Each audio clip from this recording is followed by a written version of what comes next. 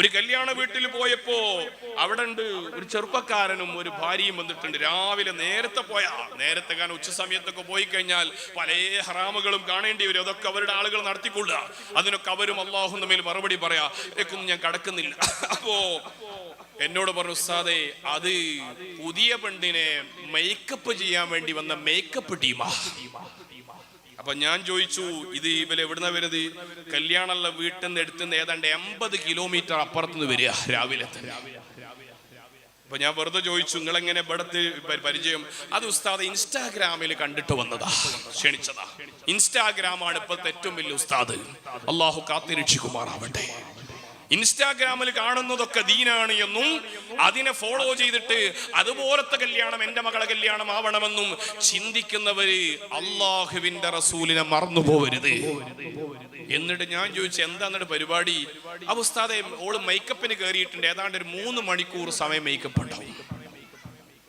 ഞാൻ ചോദിച്ചു, മേക്കപ്പിൽ എന്ത് സാധനങ്ങൾ ഉപയോഗിക്കുന്നത്? അത് പല സാധനങ്ങളും. മൂപ്പര് അതിന്റെ ആവേശത്തിൽ മാർക്കറ്റ് ചെയ്യാനോട് ഞാൻ അതിനെ പറ്റി വയതറിയുന്ന മൂപ്പര് വിചാരം. അപ്പൊ മൂപ്പരിങ്ങനെ പറഞ്ഞു. ഞാൻ ചോദിച്ചു, ഈ സാധനങ്ങളൊക്കെ മുഖത്തൊക്കെ വാരിത്തേച്ച് കഴിഞ്ഞാൽ വെള്ളം ചേരുവോ? അപ്പൊ മൂപ്പർക്ക് സംഗതി പിടികിട്ടി. ഞാൻ വയതറിയാൻ പോണ സംഭവം മൂപ്പര് മനസ്സിലായത്.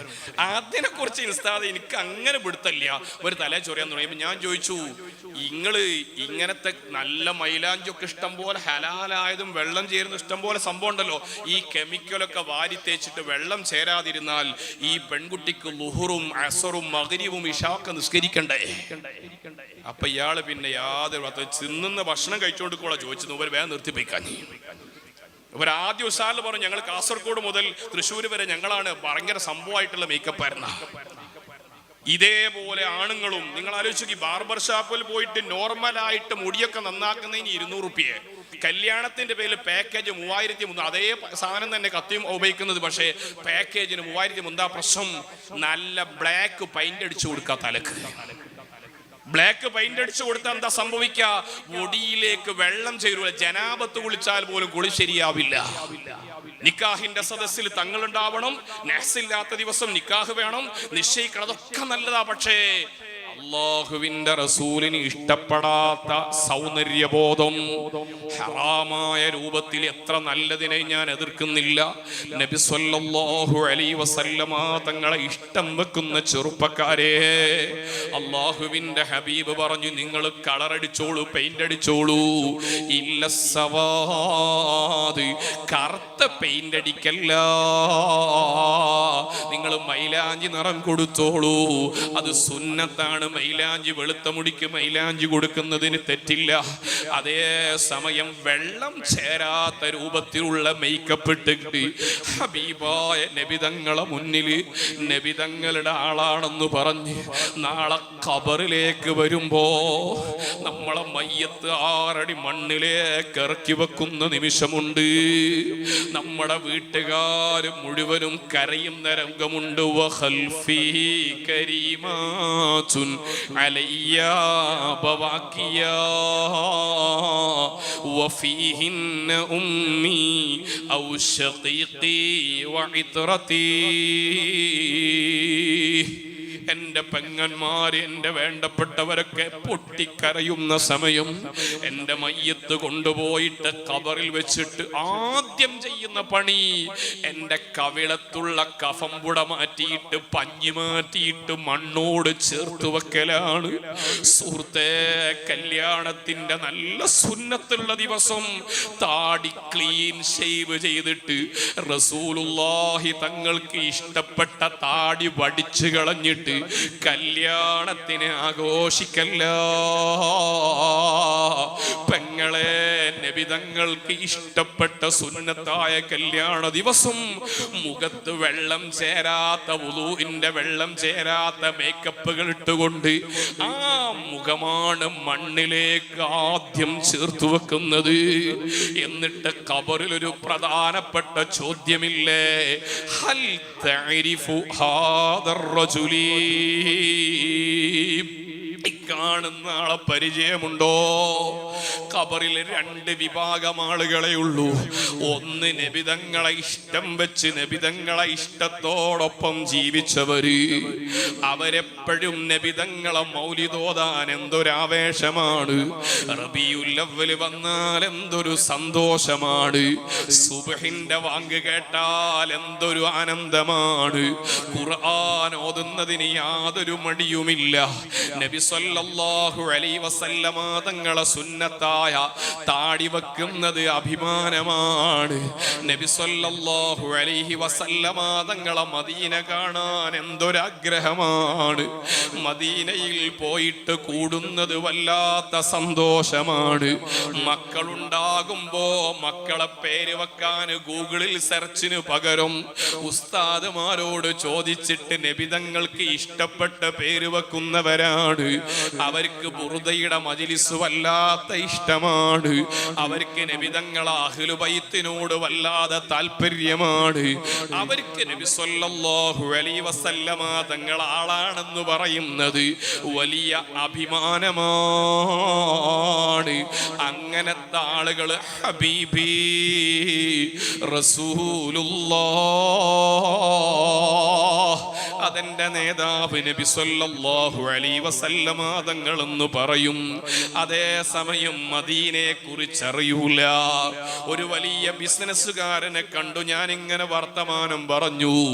ഞാൻ ചോദിച്ചു, നിങ്ങൾ ഹജ്ജ് ചെയ്തോ? അദ്ദേഹം പറഞ്ഞു, ഉസ്താദെ കുറച്ച് തിരക്കായിരുന്നു. കഴിഞ്ഞ മാസം യൂറോപ്പിൽ, അതിന്റെ മുമ്പത്തെ മാസം ആഫ്രിക്കയിൽ, ഇങ്ങനെ ലോകം കറങ്ങുന്ന മനുഷ്യനാണ്. ഇന്ന് വരെ മദീനയിലും പോയിട്ടില്ല, മക്കത്തും പോയിട്ടില്ല. മദീന കാണാൻ മനസ്സിൽ ആഗ്രഹമില്ലാത്ത മനുഷ്യൻ, മദീനയെ കുറിച്ചുള്ള ചിത്രങ്ങളൊന്നും മനസ്സിലില്ല. റബീഉൽ അവ്വൽ വന്നിട്ട് ഒരു മൗലിദിന്റെ സദസ്സിൽ പോലും പങ്കെടുത്തിട്ടില്ല. കുറെ മക്കളുണ്ടായിട്ട് ഒരു മക്കൾക്ക് പോലും നബിതങ്ങളെ ഇഷ്ടപ്പെട്ട പേര് വച്ചിട്ടില്ല. സ്വന്തം പെൺകുട്ടി തല തുറന്നിങ്ങനെ നടക്കുന്നത് അഭിമാനത്തോടെ കാണുന്ന ബാപ്പമാരുണ്ടല്ലോ. ആ മകളൊന്ന് തട്ടം ധരിച്ചിട്ട് ഹിജാബോടെ കാണണമെന്ന് ആഗ്രഹിക്കൂല. മുടിയിൽ തന്നെ കാണിച്ചുകൊണ്ട് നടക്കുന്ന ഫോട്ടോ എടുത്തിട്ട് അത് സ്റ്റാറ്റസ് ആക്കി അഭിമാനിക്കുന്ന ഉമ്മമാരും രക്ഷിതാക്കളുമില്ലേ? ഇങ്ങനെ നബിതങ്ങളെ സുന്നത്തിനോട് താല്പര്യമില്ല. അല്ലാഹുവിന്റെ ഹബീബിന്റെ കാര്യങ്ങളിൽ ഒരു പരിഗണനയുമില്ല. അതേ നമ്മുടെ പെൺമക്കളൊക്കെ നല്ല +2 പഠിച്ചിട്ടുണ്ട്, ഡിഗ്രി BA ഇംഗ്ലീഷ് പഠിച്ചിട്ടുണ്ട്. അങ്ങനെ നല്ല വിദ്യാഭ്യാസമുണ്ട്. ഷേക്സ്പിയറുടെ പോയം വളരെ മനോഹരമായിട്ട് അവൾ അവതരിപ്പിക്കും. അതുപോലെ തന്നെ ഒരുപാട് വലിയ വലിയ നോവലുകൾ വായിക്കുന്നവരാണ്. റബീഉൽ അവ്വൽ വന്നിട്ട് മങ്കൂസ് മൗലിദിന്റെ ഒരു ഹദീസ് ഓതാൻ നമ്മുടെ മക്കൾക്ക് ശേഷിയില്ല. ഇങ്ങനത്തെ സ്വഭാവമുള്ള മക്കളും ബാപ്പയുമുണ്ടല്ലോ. ഖബറിൽ വെച്ചുകൊണ്ട് പറയും, ലാ അദ്രി, എനിക്ക് പരിചയമില്ല. യഖൂലുന്നാസു ഇന്നഹു മുഹമ്മദുൻ, ആളുകളൊക്കെ പറയാറുണ്ട് അത് മുഹമ്മദ് നബിയാണെന്ന്. എനിക്കത്ര വലിയ പരിചയമില്ല. ജബലുൻ നൂറിന്റെ മുകളിലേക്ക് നബി സല്ലല്ലാഹു അലൈഹി വസല്ലമ തങ്ങൾക്ക് വഹി വന്ന സ്ഥലത്തേക്ക് ഒരു ചെറുപ്പക്കാരൻ വന്നു. എന്നിട്ട് അതിന്റെ മുകളിലെത്തിയിട്ട് ആ ചെറുപ്പക്കാരൻ പറയാണ്, പുള്ളിക്കാരൻ ഇവിടെ എന്തിനാ കയറിയിരുന്നത്? പുള്ളിക്കാരന് താഴെ ഇരുന്നാൽ പോരായിരുന്നോ? അല്ലാഹുവിന്റെ റസൂലിനെ അറിയാത്തതിന്റെ പ്രശ്നമാണ്. നബി സല്ലല്ലാഹു അലൈഹി വസല്ലമ തങ്ങളെ പഠിക്കണം.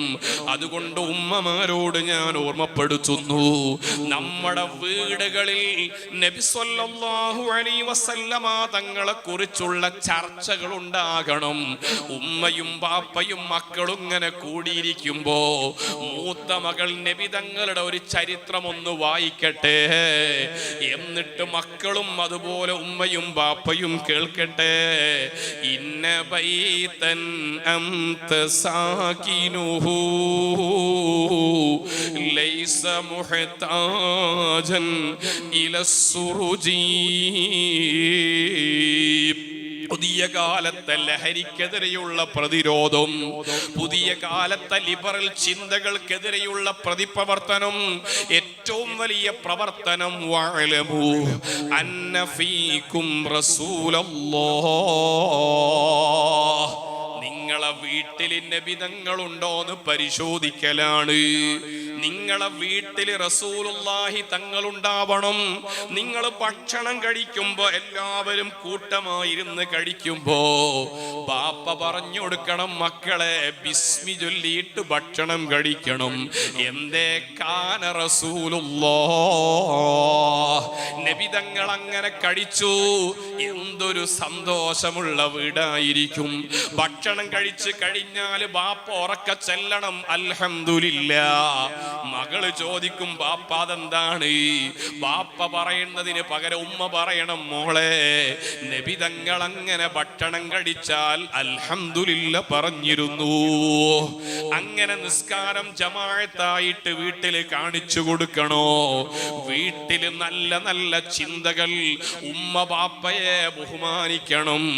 എന്തേ? നബിതങ്ങൾ അങ്ങനെയായിരുന്നു. ബാപ്പയെ ഉമ്മ ഇങ്ങോട്ട് ബഹുമാനിക്കണം.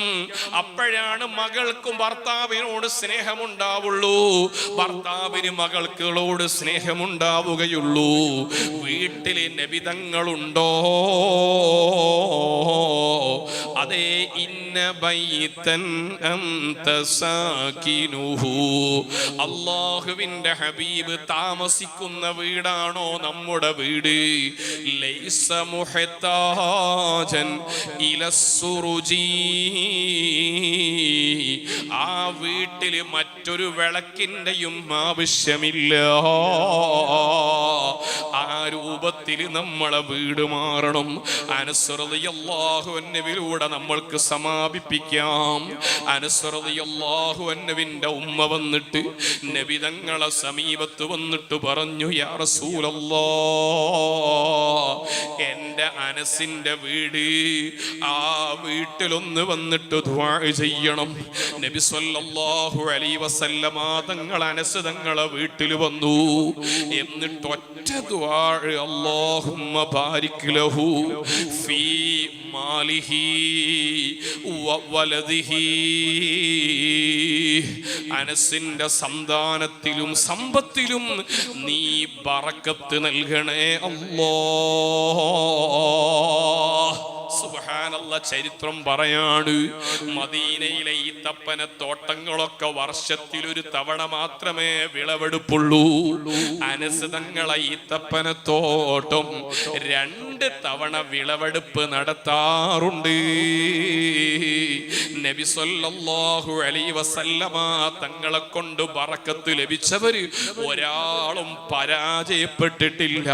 അനസ് തങ്ങളെ പരമ്പരയിൽ 100 കണക്കിന് ആലിമീങ്ങളായ മക്കളുണ്ടായിരുന്നു. മക്കള് ഇൽമിന്റെ അഹ്ലുകാരാവുന്നതാണ് ഏറ്റവും വലിയ ബറക്കത്ത്. മക്കളെ തന്ന റബ്ബിന് ചെയ്യുന്ന ഏറ്റവും വലിയ ശുക്ർ, ഒരാളെയെങ്കിലും ആലിമാക്കിക്കോളൂ. മുഅ്മിനീങ്ങളെ, ഞാൻ അവസാനിപ്പിക്കുന്നു. നബി സല്ലല്ലാഹു അലൈഹി വസല്ലമ തങ്ങളോട് അടുപ്പമുള്ളവരൊക്കെ ആ അടുപ്പം ശക്തിപ്പെടുത്തണം. ദുനിയാവിലും ഖബറിലും ആഖിറത്തിലും നമ്മൾക്ക് എല്ലാറ്റിനും പരിഹാരം മുഹമ്മദുർ റസൂലുള്ളാഹി.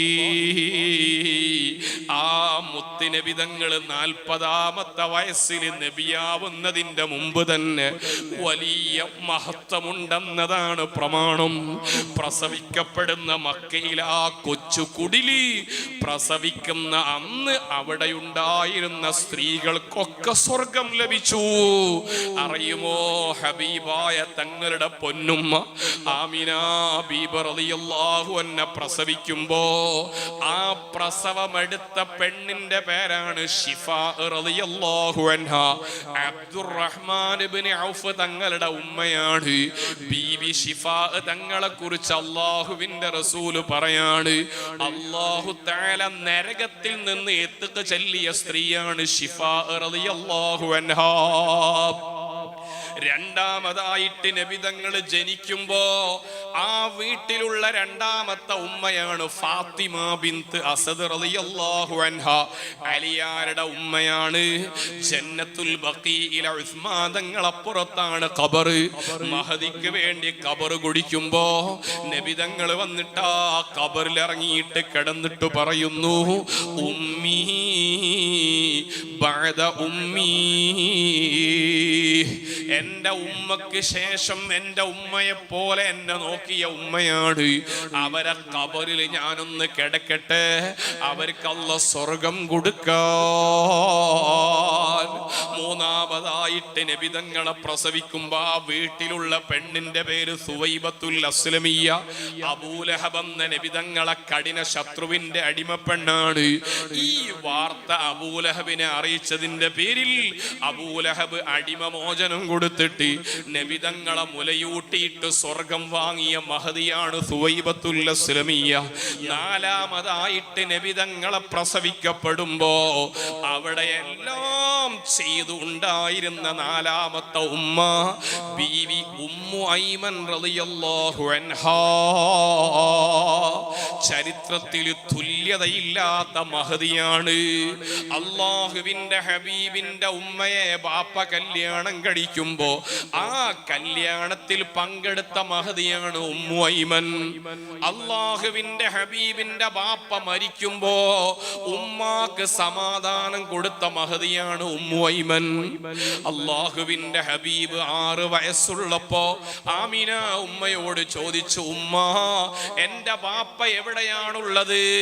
മോനെ, ബാപ്പ യസ്രിബിലാണ്. ബാപ്പയുടെ ഖബർ കാണാൻ വേണ്ടി മദീനയിൽ പോകുമ്പോ കൂടെ പോയ മഹദിയാണ് ഉമ്മു ഐമൻ. തിരിച്ചു വരുമ്പോൾ അബവ എന്ന സ്ഥലത്ത് പൊന്നുമ്മ വിട പറയുമ്പോ അല്ലാഹു തആല ലോകത്തിന്റെ പ്രവാചകനെ ഏൽപ്പിച്ച കരങ്ങളുള്ള ഉമ്മയുടെ പേരാണ് ഉമ്മു ഐമൻ. ഉമ്മു ഐമനാണ് ആ യതീമിനെ കൊണ്ടുവന്ന് അബ്ദുൽ മുത്തലിബിനെ ഏൽപ്പിക്കുന്നത്. അല്ലാഹുവിന്റെ റസൂലിന്റെ ഖദീജ ബീവിയോടുള്ള കല്യാണത്തിന് നേതൃത്വം കൊടുത്ത ഉമ്മയുടെ പേരാണ് ഉമ്മു ഐമൻ. അല്ലാഹുവിന്റെ റസൂല് വഫാത്താകുമ്പോ സിദ്ദീഖ് തങ്ങൾ പോയിട്ട് ചോദിച്ചു, ഉമ്മു ഐമൻ എന്ത് ചെയ്യാ? നബി തങ്ങൾ പോയല്ലോ. ഉമ്മു ഐമൻ ബീവി പറഞ്ഞു, അല്ലാഹുവിന്റെ ഖളാ അല്ലേ, സങ്കടപ്പെടേണ്ടതില്ല. പക്ഷേ ഇനി വഴി വരൂല എന്നുള്ള ബോധമുണ്ടാവണമെന്ന ചരിത്ര പ്രസിദ്ധമായ പ്രഭാഷണം നടത്തിയ മഹദിയാണ് ഉമ്മു ഐമൻ. ആ ഉമ്മു ഐമൻ ബീബി റളിയല്ലാഹു അൻഹയെ കുറിച്ച് നബി തങ്ങൾ പറയുന്നു, ആർക്കാണ് സ്വർഗത്തിലെ പെണ്ണിനെ കല്യാണം കഴിക്കണോ ഫൽയതസവ്വജ് ഉമ്മു ഐമൻ, ഉമ്മു ഐമനെ കല്യാണം കഴിച്ചോളൂ. സെയ്ദ് തങ്ങൾ കല്യാണം കഴിച്ചു. അതിലുണ്ടായ മോനാണ് ഉസാമ. അല്ലാഹുവിന്റെ ഹബീബ് പറഞ്ഞു, എന്റെ ഉസാമയെ ആരെങ്കിലും വേദനിപ്പിച്ചാൽ അവൻ എന്നെ വേദനിപ്പിച്ചവനാണ്. ഇരിക്കട്ടെ, നബി തങ്ങളുമായി ബന്ധപ്പെട്ട എല്ലാറ്റിനും മഹത്വമുണ്ട്. അതുകൊണ്ട് ചെറിയ പ്രസവിക്കപ്പെടുമ്പോൾ അവിടെ ബന്ധപ്പെട്ടവർക്കൊക്കെ വലിയ ബർക്കത്ത് കിട്ടിയിട്ടുണ്ട്. ഹലീമ ബീബി മുലയൂട്ടാൻ കൊണ്ടുപോയപ്പോഴേക്ക് ബർക്കത്ത് കിട്ടി. അതുകൊണ്ട് മുഅ്മിനീകളെ, ഇന്ന് ബർക്കത്ത് കുറഞ്ഞു. നമ്മുടെ ആയുസ്സിലും ഭക്ഷണത്തിലും വെള്ളത്തിലും കുടുംബത്തിലും ബർക്കത്ത് കുറഞ്ഞതാണ് എല്ലാ പ്രശ്നത്തിന്റെയും കാരണം. അതുകൊണ്ട് ബർക്കത്ത് കിട്ടാനുള്ള ഏറ്റവും നല്ല ഒരു മനോഹരമായ വഴിയുണ്ട്. മുഹമ്മദുർ റസൂലുള്ളാഹി സ്വല്ലല്ലാഹു അലൈഹി വസല്ലമ തങ്ങളുടെ മൗലിദ്, മങ്കൂസ് മൗലിദ് ഒരു ചെറിയ മൗലിദാണ്. ചെറിയ മൗലിദ് സങ്കടങ്ങൾ ഉണ്ടാകുമ്പോൾ ചൊല്ലാൻ വേണ്ടി ഉണ്ടാക്കിയ മൗലിദാണ്. അതുകൊണ്ട് ആഴ്ചയിൽ ഒരിക്കലെങ്കിലും നമ്മളെ വീട്ടിലൊക്കെ മങ്കൂസ് മൗലിദിന്റെ ഒരു ഹദീസെങ്കിലും പാരായണം ചെയ്താൽ അല്ലാഹുവിന്റെ റസൂലിന്റെ ബറക്കത്ത് ലഭിക്കുമെന്ന് ഒരുപാട് മഹാന്മാർ ഒരനുഭവത്തിന്റെ വെളിച്ചത്തിൽ പറഞ്ഞിട്ടുണ്ട്. അതുകൊണ്ടാണ് ആഹദ് മങ്കൂസ് മൗലിദിന്റെ തുടക്കം തന്നെ കൊണ്ടുവന്ന ഖുർആൻ ആയത്ത് ഏതാണെന്നറിയോ? ലഖദ് ജാഅകും റസൂലും മിൻ അൻഫുസികും അസീസുൻ അലൈഹി മാ അനിത്തും ഹരീസുൻ അലൈക്കും ബിൽ മുഅ്മിനീന റഊഫുർ റഹീം. അല്ലാഹുവിന്റെ ഖുർആനിൽ നബിതങ്ങളെ കുറിച്ച് പറഞ്ഞ ഏറ്റവും മഹത്വമുള്ള വാചകമാണ് ആയത്ത്.